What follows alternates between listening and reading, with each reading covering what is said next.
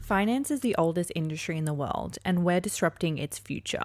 Welcome to Fearless Impact. I'm Molony Cook, COO and co-founder of Dealflow Exchange, a private capital ecosystem redefining how money moves and who gets to raise it. Let me take you on a journey of building the next unicorn while breaking into the boys' club of deal making. So we're going to be starting off with Mia. Mia and I got to meet really recently, actually, in New York. And I would love, Mia, for you to come on, introduce yourself, and share more about Precursor Ventures and the fund investment thesis. Awesome. Well, thanks so much for organizing this. This is awesome. And empathize that everyone has ups and down days. So I'm giving you a squeeze from my virtual little box here. So I'm Mia, obviously, work at Precursor Ventures. It's a pre-seed seed generalist fund based in San Francisco. We've been around since 2015. And the thesis is around investing in strangers with data, being unafraid to do so. And so it was at a time when early stage isn't as exciting or popular as it is today. And so fast forward to today, we've had the awesome privilege of investing in over 450 portfolio companies across 5 funds. And the thesis has stayed entirely the same. And so when I think about pre-seed, I think about it as like the true form of pre-seed that I think originally it was created. So a person, an idea, and a market worth disrupting. And then seed for me is a couple clicks beyond that. Like by no means do I think you figured it all out. But the hope is that with a little bit of capital, it can catalyze some awesome insights that you drew earlier on in the journey. Myself, my background a long time ago was in mergers and acquisitions and life sciences and healthcare and consumer products. And then I moved into venture and startups thereafter. So I led growth and ops, pre-seed women's health, postmenopausal company focused on e-commerce and CPG. It's actually one of Precursor's portfolio companies. So I've been able to see what that's like on the other side. Hopefully it means good things and I'm here. And then I worked at a more squarely healthcare venture capital fund for the last handful of years. And then came back to Precursor land over 10 months ago when the opportunity came up and I came running. So that's all there. And Mia, what is a recent check that you've written that you're really excited about? Yeah, Oma Health is a company that we recently wrote a check in, basically kind of like out of the box, all the systems and infrastructure that like a nurse practitioner would need to kind of stand up their own practice and administer care wherever they need to. Oma is the German word for grandmother.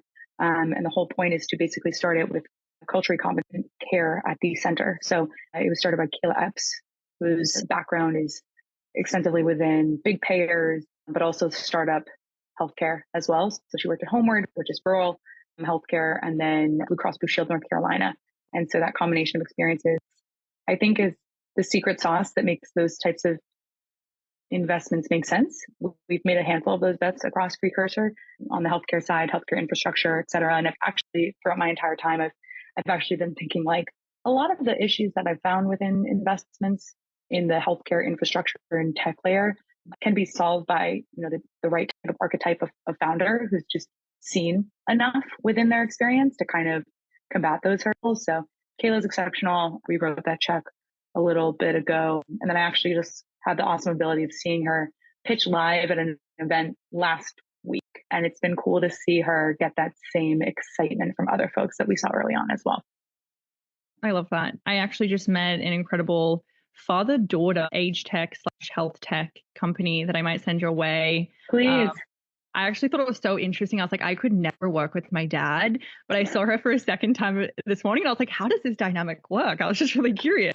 And he was like, I'm CEO, she's head of sales, but like cool, like really cool venture that they're doing and really fair valuation. So I'll definitely connect you guys knowing that. Please. Yeah. Thank you so much, Mia. I appreciate it. Thank you. And then we have Stephanie. Stephanie and I met South by Southwest. I'm really curious, Stephanie, let's dive into the family office that you represents investment thesis. Yeah, thank you for having me, Ella. So first and foremost, we invest in amazing founders. We invest in pre-seed seed companies. We're called KLI Capital. I should mention pre-seed seed companies across verticals. We have a bit of a skew to healthcare. My background's in science, so I also personally have a skew to healthcare. But the most important thing we look for are incredible founders solving overlooked problems.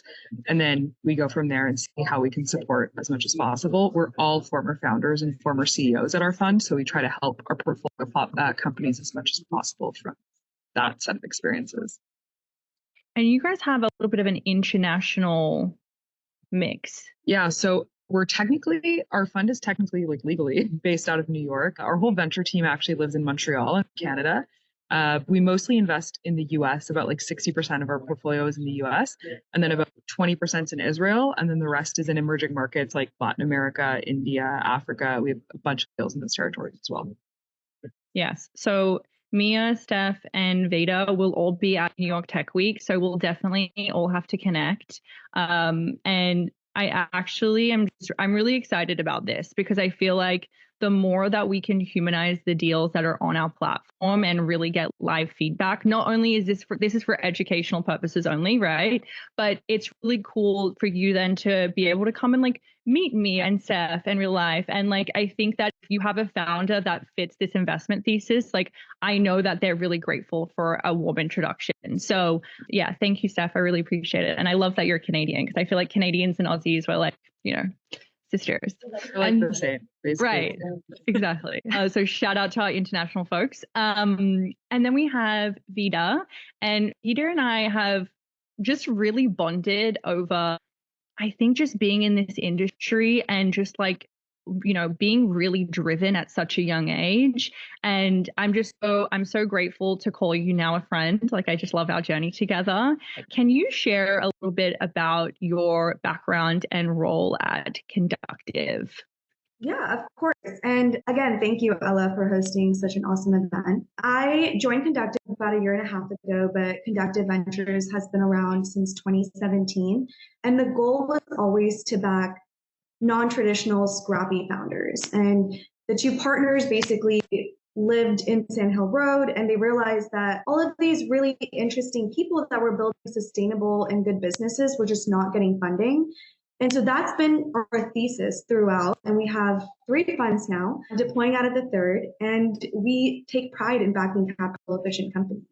We're generalists in tech, but we invest across the board in everything from software, hardware, tech-enabled services. And I myself come from more of a healthcare background. So my bread and butter is health tech. But I started my career in technology M&A.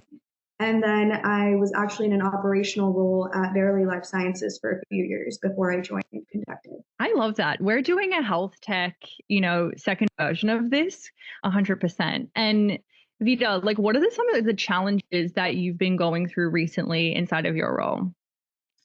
That's a great question, Ella. I think, and you mentioned this earlier, being the only woman on an investment team and in the investment committee is oftentimes hard because other people don't see companies from the same perspective as you. And so I've brought in some really interesting deals that, I personally invested in, but couldn't get through for Conductive to invest in because they just don't understand the importance of women's health data. And it's not to any fault of theirs. They've just never had to experience the things that, we have as women. And so I think one of the biggest challenges I face is actually getting everyone around the table to see things from my perspective. And I think we've been working towards it.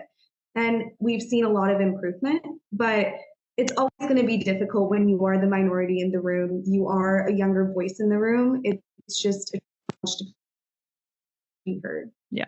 Amen. I think everyone on this call is like, yes, I totally agree. So I just had a couple of messages in the chat around the health tech, and I feel like everyone's like really vibing that. So I'm going to get our team to drop our WhatsApp chat in. We're going to be updating a lot of like what's happening over New York Tech Week as well. So if you're coming to New York Tech Week, but it's a really just easy way to stay involved of what's happening inside the ecosystem.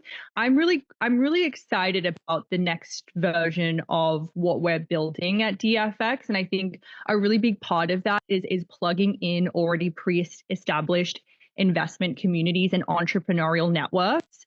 So if you have a network of founders, funders, you have an educational series that you want an ecosystem to be able to centralize all of that, we have a waitlist form. So we have about 7 communities that are currently live on our platform. We're not currently launching any right now because we're building out our 2.0 version, but you can book a call with me. We can jump on and we can kind of talk through it. But the really interesting part is there's a lot of these Slack communities, these communities out there, and they don't actually have the data to know of like who is engaging in what opportunities. And being able to centralize everything in one place is really powerful. And also the education part. We will be putting forward a lot of education that is a top of funnel resource that can be a call to action for them to actually join that investment network as well. So if you know any private label communities that want to be a part of that, they can be public or they can be private.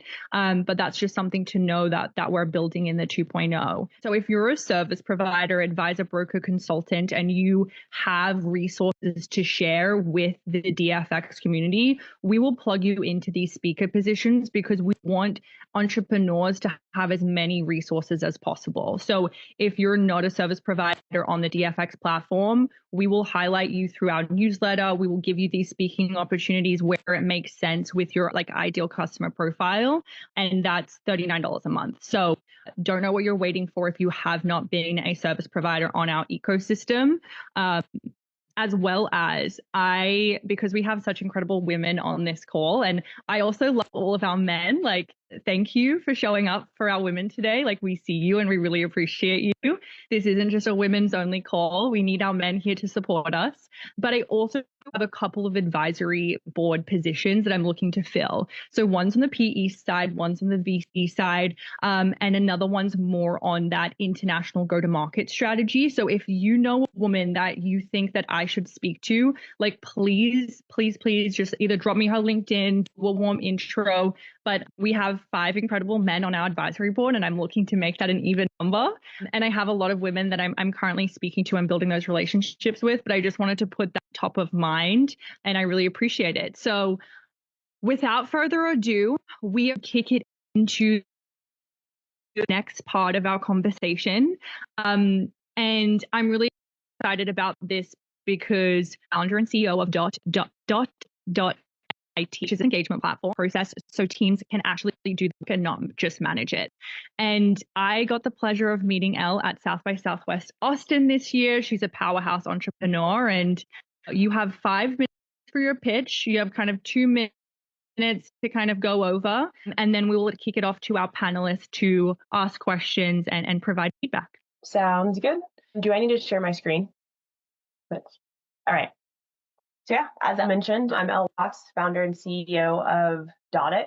Put simply, Dotted is a sales engagement platform that allows users to streamline their sales journey directly within their email inbox. So 3 years ago, I found myself hiking in the middle of Arizona, trying to close a deal with a client. It was one of the biggest deals that I was working on in my career, and it was huge for the company altogether. It was like 9 a.m, and I'm like an hour and a half into a hike, having 2.5 hours remaining. And I realized that if I went on this hike and it was successful and me and the client just vibed all together, I would close this deal quicker than I would have if I had stayed at my desk and continued in the email conversation. Sure enough, when I got back into the office, and I'm Texas based too, and I'm not outdoorsy, so this is completely out of my comfort zone. When I got back home and talked to my manager in office, they asked me if I had logged the activity, that I had actually done the hike and everything, and I was in shock because we had a signed PO. The client was happy. It was one of our biggest deals, and everything went by smooth. And I looked at my manager and I was just like, what? Deal's done. I shouldn't have to log an activity of something that's already completed. But I had to. Part of my manager's responsibilities was having that metric logged, and that was part of their metric as well to show for the head of sales. So I went home, I did a little bit of due diligence, some just internal digging to see if there was a solution out there, and I couldn't find anything like that. And over the course of my career, I found that was the biggest pain point that I was experiencing over and over and over again. So what I did in some of my due diligence was understand that most of your productivity is spent on actually doing tools outside of, or doing tasks outside of sales work or communicating with your client. We're wasting nearly an hour to 2 a day on trying to find information and just digging through data. And the result is just project delays and a lack of organization.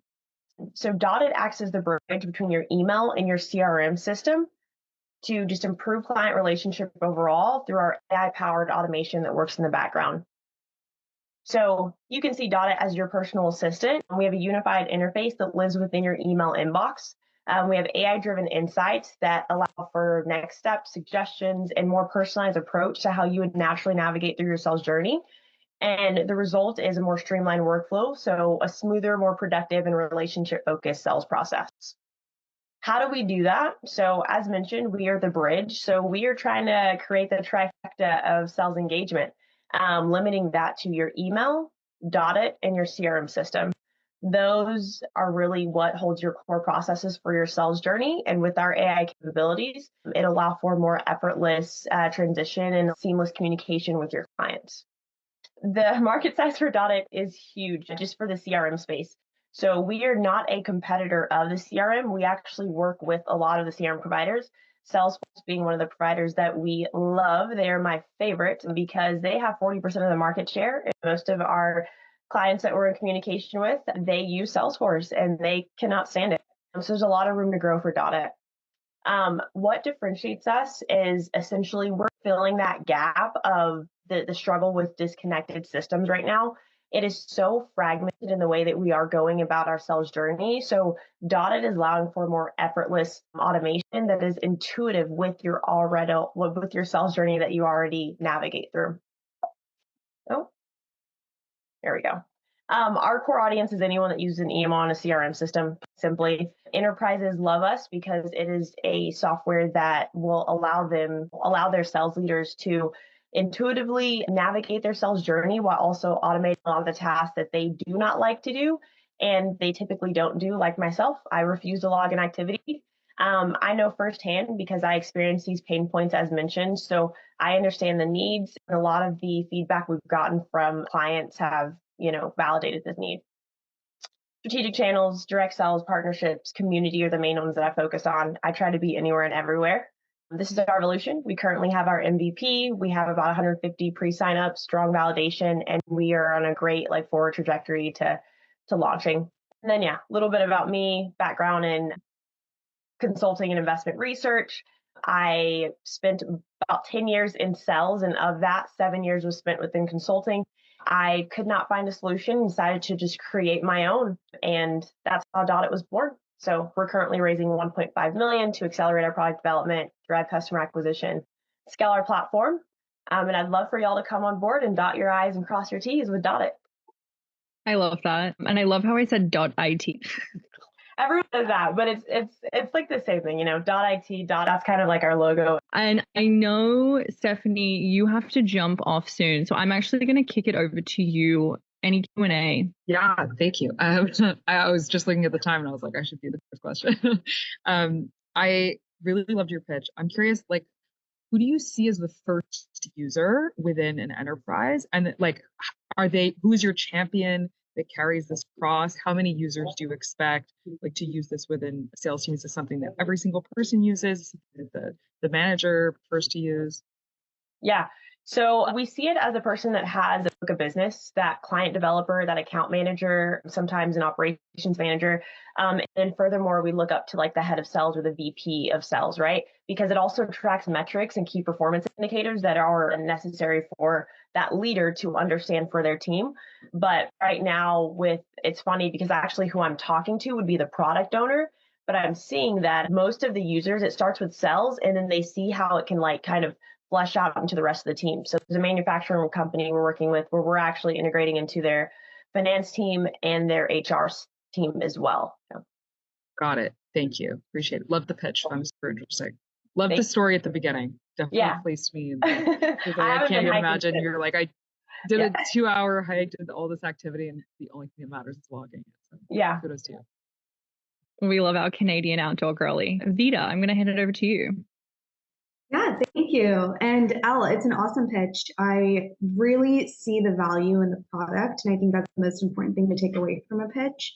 My question to you is, with the onslaught of AI productivity tools in the market, Salesforce building so many different agents, how do you see Dotted differentiating itself and competing against a lot of these highly funded agentic AI companies? Yeah. So and I'm glad you bring up Salesforce because I use Salesforce throughout my career. And a lot of the tools they're building, they actually have a native sales engagement platform, formerly known as Groove, now known as Clary. But what they're missing is a lot of the people that are building these tech platforms or these tech stacks that users are having are they're from the technical side. There isn't someone from the operations or sales side like myself that's going in and saying, no, this is actually what we need. This will support our workflow and allow for a more streamlined approach. So that is the biggest thing that a lot of users, like even the enterprise clients that I speak with, that they have expressed. I think for us, it's more so creating something, my ultimate goal was if I could get bought out by Salesforce, that would be incredible. That's kind of the goal of what I'm looking for. So I don't necessarily want to compete. We partner with Salesforce and HubSpot and all those major CRM providers. So we're just saying hey, you can't use Dotted without having a CRM. I'm going to have to sell you on a CRM regardless. If we partner, we can actually expand our business, limit the number of tools they're using, maximize your potential within your actual CRM. So users are not moving away from Salesforce. They're hey, Dotted's actually improving our ability to maximize what Salesforce can actually do. Because that's a big problem too. Not a lot of people realize what Salesforce's true capabilities are. Yeah, no, that's a great point. The only thing I would ask you is, when you get acquired by a big giant like Salesforce, you kind of lose the partnerships that you have with HubSpot and other CRMs. So that's just something to keep in mind as you continue building, because I think one of the biggest attractions to Dotted is the fact that you integrate with multiple CRMs. Right. Yeah, that's a great point. Yeah. I love this. So Mia, anything on your end? Yeah, no, echo the excitement and the enthusiasm about your pitch. I love how personal it is. Those are the ones that resonate the most with me. I guess, and kind of speaking from experiences, I know that my friends on kind of the user end of your platform might think, I think that there's all types of frustrations with wanting things to be more personalized, exactly for your use case as a customer. I guess from your standpoint, how do you plan to balance scaling quickly while maintaining the personalized approach that resonates the most with your users? Yeah, absolutely. So I'll say the first thing that we're doing is we have many different users from different industries. So we're not creating this just one API that's just going all these just depending on the industry, we are doing a more custom kind of API and the CRM platform that you use. We're allowing our AI to or allowing our users to have time for the AI to understand them. So it'll be a little bit more personable so that the AI isn't just saying the same thing for anyone and everyone, but it's personal to how does John communicate? John at Coca-Cola, how does he typically communicate versus how does this other user or end client communicate? So we have proprietary AI that's really going to be a lot more personable, and we're not using any kind of open source code or anything. So that's why it's taking a lot of time, but that's helpful. I hope that answered your question. But yeah. I love this. This is awesome. And I just appreciate you, Elle, so much. That was really great. And thank you, our panelists, really great questions. If you guys want to be a part of our next upcoming pitch, do need to sign up to the platform and pop in your pitch tank video. So once you upload a video to our platform, our team will automatically know that you've done that and you want to be submitted into a pitch tank. And it really does help us see how you pitch and see how you communicate your product and your language. And yeah, let's move on to the next one because I know we're moving through this. So Kara is the CEO and co-founder of Veda Logic. Please come on. Okay, so let me try to share my screen. Please let me know when you can see. I'll try to go full screen mode. I can see the screen. Okay, excellent. All right, so thank you so much for the opportunity to pitch Veda Logic. We're very much at the beginning of our fundraising journey, so I'm excited to share with you how we are building the forecasting engine for modern supply chains, making them smarter, faster, and more resilient. So to make this concrete for you guys, I want to introduce you to Priya. She's a very typical demand planner at a global manufacturer. And every month, she's tasked with forecasting demand across 5,000 SKUs in 30 different regions. It's a lot. She's wrangling information from spreadsheets, outdated ERP reports, hunches from the sales team, a mixed bag of market signals. If she gets it wrong, and she often does, there's too much stock in Ohio and not enough in Oslo. Now multiply this problem by the tens of thousands of demand planners globally, and it adds up fast. Inaccurate forecasts cost global businesses nearly $4 million every minute. It's a lot of waste, it's a lot of risk, it's a massive opportunity. Forecasting is hard and expensive to get wrong, but it doesn't have to be painful or manual. Better Logic makes it simpler with our one-click AI-optimized forecasts, tailored for complexity. Our predictive AI analyzes patterns across thousands of SKUs and adapts to market changes, allowing customers to include factors like tariffs and promotions. The result? Real savings, faster decisions, and a more resilient supply chain. So late last year, a tier 1 automotive supplier benchmarked Better Logic against their legacy ERP systems, technology from top AI firms, and solutions from an elite management consultancy. Their chief data scientist concluded that Better Logic consistently outperforms them all. Over the course of many months, we achieved all the metrics listed here and also delivered over $30 million in annualized savings.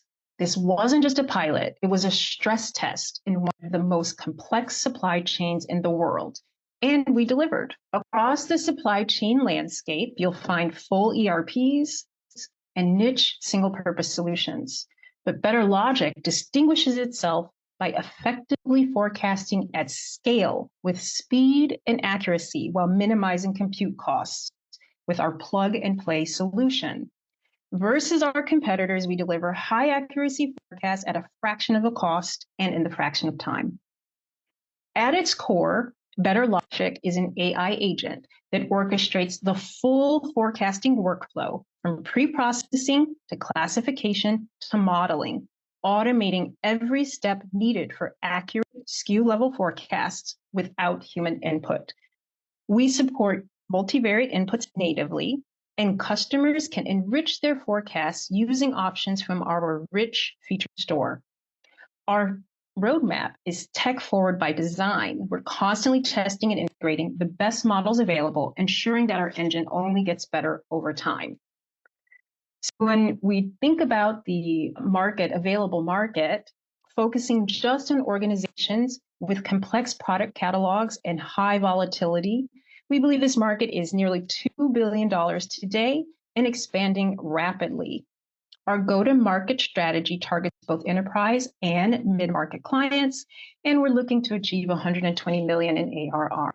Our near-term goal is to reach $2.5 million in ARR in the next 18 months by scaling proven pilots into full-scale rollouts. We're targeting segments with significant forecasting challenges and then expanding into adjacent verticals. Grounded in tangible results, we look to build trust and secure long-term customers that will grow with us. So, the next decade of global commerce, we believe, will be defined by how well companies forecast, not just to survive volatility, but to build smarter, faster, more sustainable supply chains. Better Logic is not just an improvement on an old way. It's a fundamentally new engine, purpose-built for complexity, driven by AI, and proven at scale. We're at the start of a massive shift. We're building tools to power it. And if you want to know what's next, it's Better Logic. Thank you, Cara. I really appreciate that, and great timing. Let's hand it over to Mia. Awesome. Thanks, Cara. That was awesome. It's also really impressive how much traction you've been able to build in a space that I know is quite slow to move on new technology here and there, especially if they've been used to using some of the legacy systems. That was actually where my question was. I'm curious to know from you, what have been kind of the biggest barriers that you faced when you've been chatting with potential new customers and kind of wanting them to give your solution a try? And then what have been the conversation topics that you feel like pushes them over the finish line to bring them on? Oh, it's an excellent question. So my partner and I have almost a decade of consulting experience in large enterprises. So we speak their language, I guess. And so I think that helps a bit. But really, we focus on building better logic to be kind of plug and play out of the box so that it's minimally disruptive. We're not trying to go in and displace SAP or Oracle. We want to be the best demand forecasting solution that bolts on to their existing workflow. And so that has really lowered the hurdle. And then when we start talking about, some of the ROI that we can deliver with our solution, and then we try to make the frictions low by saying, hey, let us do a pilot for you. Let's have a 6-month trial period where you actually see our forecast next to your forecast, your existing forecast, and see how it actually performs.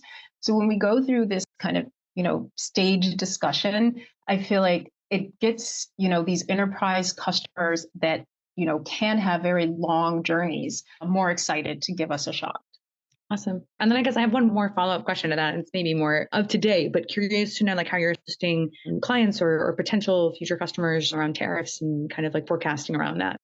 Yeah. I'm sure you've never had this question ever. Yeah. So our model engine, as I mentioned, takes multivariate forecasts, multivariate inputs natively.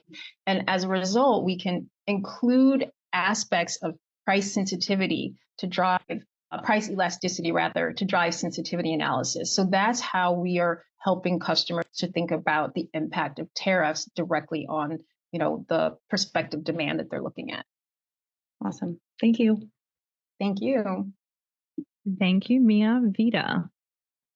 Yeah, well, Kara, I love that you've basically added an autonomous AI layer to what is once and it has always been a very antiquated industry when it comes to tech. And, just some quick feedback. What I would love to see in your deck is maybe a case study on ROI that you've brought to a customer, because I feel like that would be really impactful in driving the point home of the value that you bring. And I'm sure you already have it somewhere in your sales deck, and so it's an easy drop in. But that was one thing that I kind of wish I saw.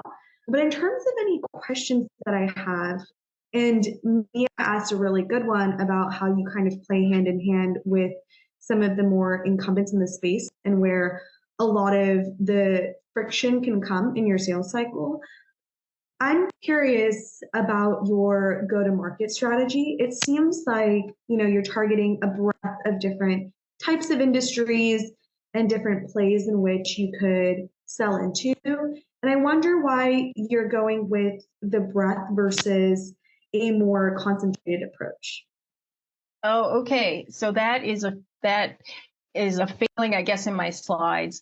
So we're starting with automotive initially is what we're really targeting. It's where we had this initial success. We have name recognition with the client that we're working with currently. And so we're going after the universe of their supply chain, their customers as well, because we feel like, name recognition can really resonate as we're going to make sales. So we're focused on automotive currently, but when we look at the broader avatar that we're going after, it really is industries that have similar kind of forecasting challenges. That makes a ton of sense. And my second question, just going based on how you're targeting automotive first and then moving across different industries, I'm curious what the connectivity and the differences in maybe API integrations you will have to deal with when you shift from automotive to medical to some of these other more different industries that track different metrics and maybe import from different areas. So I think the good news is that for companies that already have a well built out forecasting process, we're just a bolt on. So whatever it would look like currently for them to aggregate data internally and go through their current demand forecasting process, we would just take the output going into a forecasting engine. And then we would run it through Better Logic, and then we provide the output to them that they can then re-feed back into their pipeline. So it's really meant to be as minimally invasive as possible. for, large enterprises. So hopefully that answers your question. Yeah, super helpful. Thank you. Thank you. Thank you. And also just wanted to give a shout out to our chat box, like the hype girls that we have inside of here, like keep that energy coming. We want to support the women. It is not easy to get up here and pitch for 5 minutes. So thank you so much, Cara. I do want, if anyone else can come on camera, I want to take a group pic. I know that's a little bit weird because we're on Zoom, but like we're women and men, like let's just smile and bear with us. But if anyone else wants to come on camera, look, there's a couple of people leaving. They're like, nope, I'm executing stage left. That's okay. Let's smile and I will make sure that I get this pic. Amazing. You guys are legends. Thank you for bearing through that. So one really cool thing that I just want to mention is we have a community leadership program where we really focus on geographical areas and being able to bring the community together. And a percentage of that community goes back to a nonprofit, a charity, or university or colleges. And so if you're interested in your geographical area with help supporting the entrepreneurial ecosystem, you do have a revenue share. You also have resources on providing events, marketing. We're also doing a podcast series that are for our community leaders.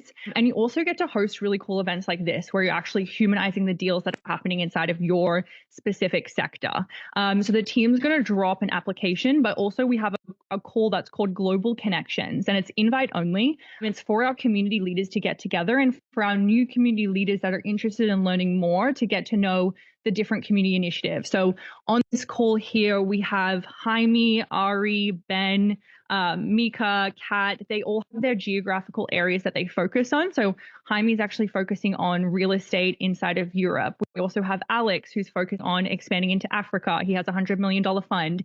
And so all of these incredible leaders are able to connect and they're able to support each other with being super connectors. And that's really what our platform is about.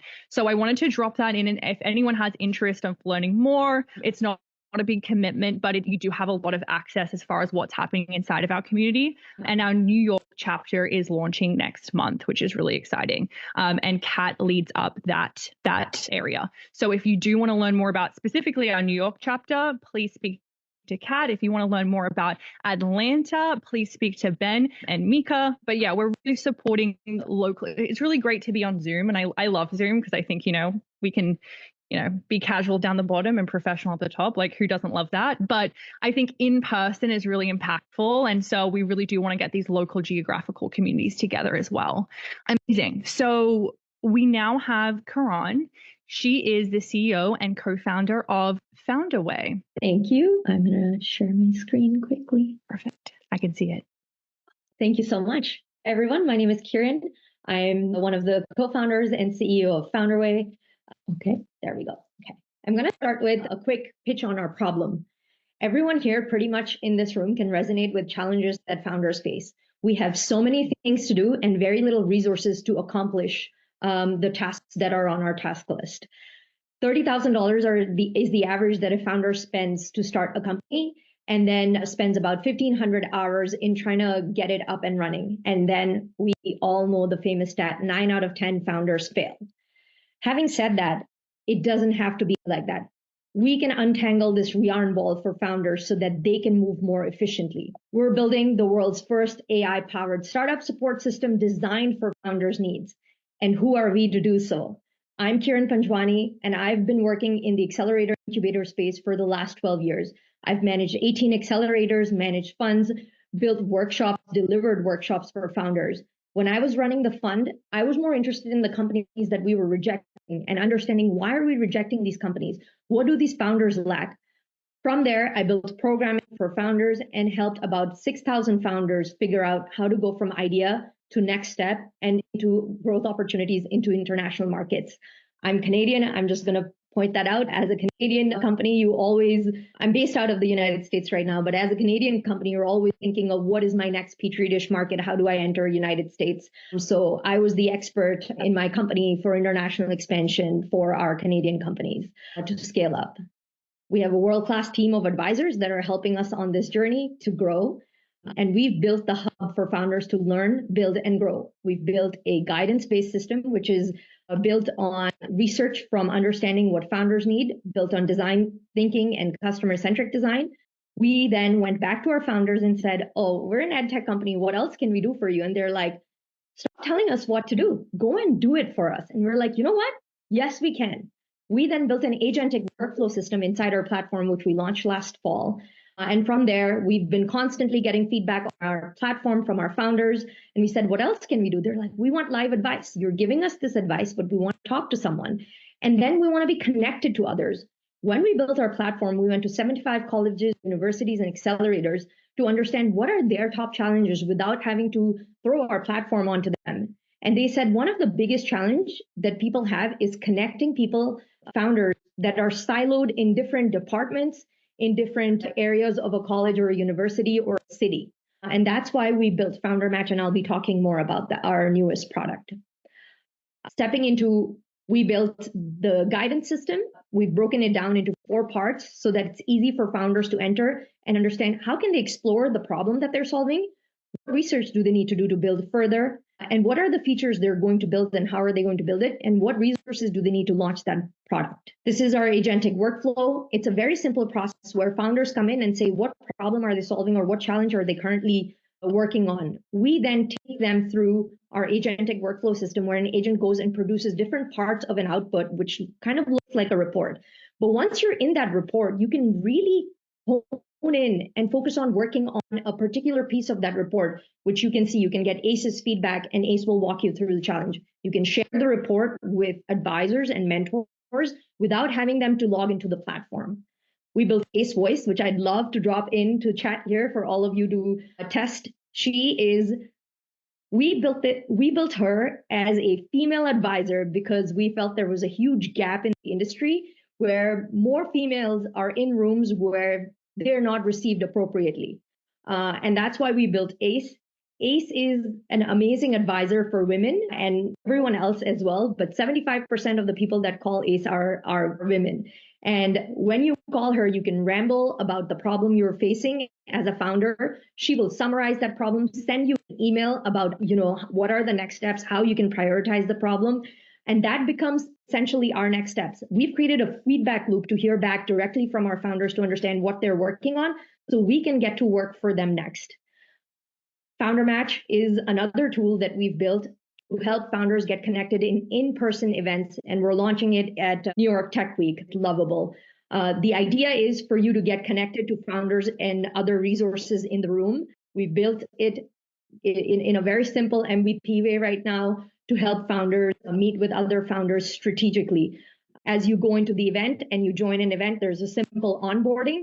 And as you confirm your preferences into an event, I'm just waiting for the next screen because the top matches, it tells you why you should match with that person, not only just a Tinder swipe of here's a founder that you should meet.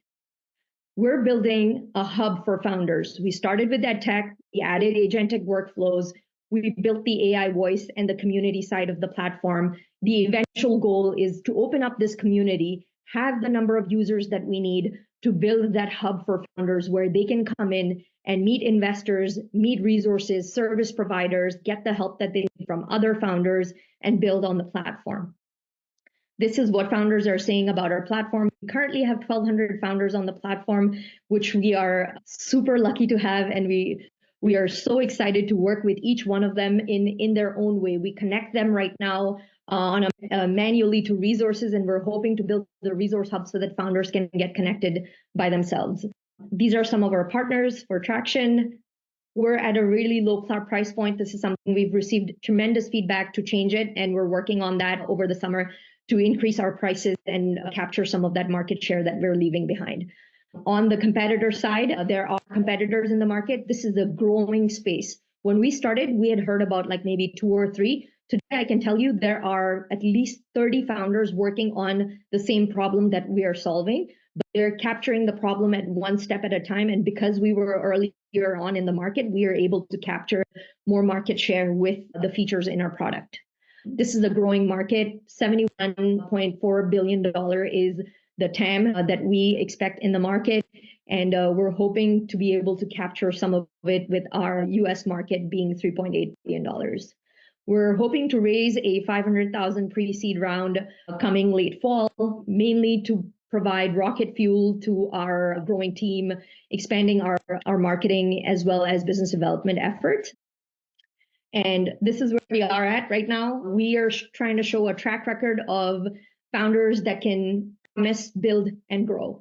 This summer, our focus is to really work on market expansion and capture some revenue to be able to show traction for our fall fundraise.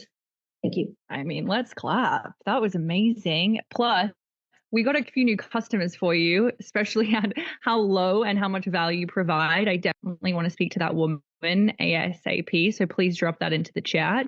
Poor Jesse, my business partner, I think he'll really appreciate that as well. But really cool. I love this. So I'm going to hand it over to Veda. Great presentation, Kieran. I also absolutely think it's brilliant that you pitched for a platform for founders to a call with a bunch of founders. I think it's a really smart way to get yourself in front of them. And my only question to you is, how do you determine the right profile of the founder that's kind of like your ICP and the best person to work with? You know what? That's such a great question. We struggled with that. I'm not going to lie. We started with being that company that was for everybody, and we had to really hone in to be the company for the technical founder.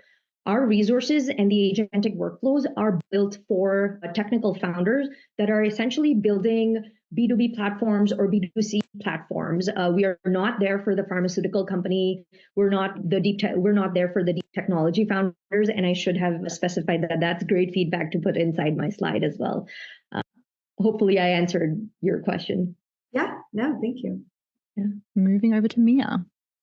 Awesome. Thank you. That was awesome. I always love to hear of different support and resources and tools that are helping founders build quicker and surround themselves by communities. So thank you for building what you're building. I guess this might be a difficult question for you to answer, but I want to ask it anyway. What component of the startup and founder journey do you feel like cannot be replicated into something that Founder Way is building? And you feel like best is created and done at scale in kind of like the real world, I guess? Absolutely. I think that's such a great question. That truly means you understand how technology can disrupt, but also not be a complete, can't be something that can completely overtake a process. Having worked on accelerators and incubators and working with startups, there's a breadth of features that you can provide founders through technology, but in the depth of it, when it comes to the human component of specialization, I think that is something that technology cannot replicate at this point today. And I may be proven wrong with developments coming out every single day. And that's why, Mia, we built the founder match side of the platform. Honestly, it's a different kind of a take to building a network and a community inside our platform. We were told by many advisors and well-wishers of our company that do not build a community platform because it's going to be crickets if you don't have the number of users. We decided to take another route where we were like, how about we focus on events and connecting people, adding value for them to come to the platform, and then eventually create the community side of the platform. So truly being able to match those specialized services that founders need through the community side of the platform. Thank you to everyone. I really appreciate it. And I would love for you to stay on if you can, because we have one last speaker, LaRay, which I'm really excited about, around how she supports different entrepreneurs, especially in the early stage with SVB. If you are interested in being a part of a next pitch video as a panelist, as a founder, I just heard that our team has put together a 1-month free code for the letters HER. And so go sign up. It supports us with building out more of these resources. And I feel like there's so many ways that we can all collaborate to make this easier for the fundraising journey. And also, like, just this was so impactful. And I know that I got so much out of this. So I'm just really proud, like, of all of you women for like standing up and putting your hand up and being a part of this conversation. I really appreciate it. So without further ado, LaRay, do you want to tell us what you are doing to support founders?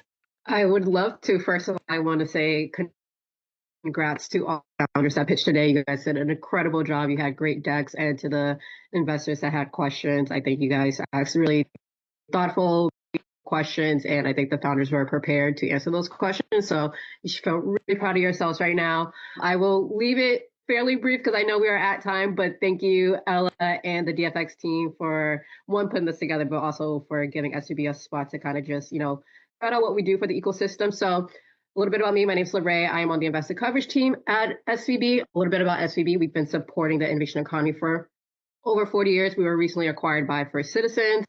But if you knew of SVB before then, we are the same SVB from before then as well. We're actually stronger with our new mothership, as we like to call them. And so SVB at a high level, we can provide all the needs that any bank can provide. So that's, free wire transfers for up to 3 years. A lot of our banking comes with almost no or minimal fees, especially at the early stage level. We have a team of experts at every stage of life to support companies from ideation to IPO. You have a team of people that are broken up by geography and sector to really understand and appreciate what you're working on and can really get into the weeds with you. So I will highlight the overall banking of, the day in and day out traditional stuff, but we also have a private wealth team to help you kind of think of your personal finances as you're growing into your journey as well. But outside of that, I really like to emphasize SVB's relationship capital. I think that is probably our most incredible asset to provide to founders, especially at the earliest stages. As you're growing your company and what you're working on, banking is probably going to fall to the bottom of your list of priorities, right? But if you're able to, find a provider that is with you from the early days and can grow with you throughout your journey, as I said, we support companies from ideation to IPO. It makes your life a little bit easier, and then you get to build relationships. And on top of that, SVB is such a large bank. We are in all states across the country, and we're able to just tap you into our networks as well. So even if I'm not your, right point of contact for what you're working on, having a connection with me, I can leverage my team internally and find you the right person in your markets, and that we can also get you brought into events that we're hosting. I was telling Ella earlier that I have a lot of events that I'm kind of curating here in Boston, at least, and we do that in all our various markets as well. So just really want to highlight the relationship capital that SVB is able to provide, on top of the fact that a lot of us are bankers, ex-founders, ex-VCs, ourselves, operators too. So coming to SVB, you get a chance to work with people that really understand what you're working on and could just get in the weeds with you, good times, bad times. I should mention that our main focus is companies that are on a venture track or venture-backed companies. And one of the things that we are very known for is our ability to provide venture debt to companies that haven't even raised revenue yet. So that is something that we are really proud of, and I'm happy to share a little bit more about that if you're a founder that looking to maybe get into some venture debt and not exactly sure how to take that step. Feel free to reach out to me on LinkedIn, and I'm happy to have follow-up calls with any of you guys, and I'll get you connected to the right person at SVB. So that was a mouthful. Hopefully I get a chance to connect with you guys sooner. And to the founders, again, you guys did an incredible job. And Ella, thank you for putting this group together. To the 90 people that stayed on this far, you guys are my people. I really appreciate every single one of you. So really cool conversations here today.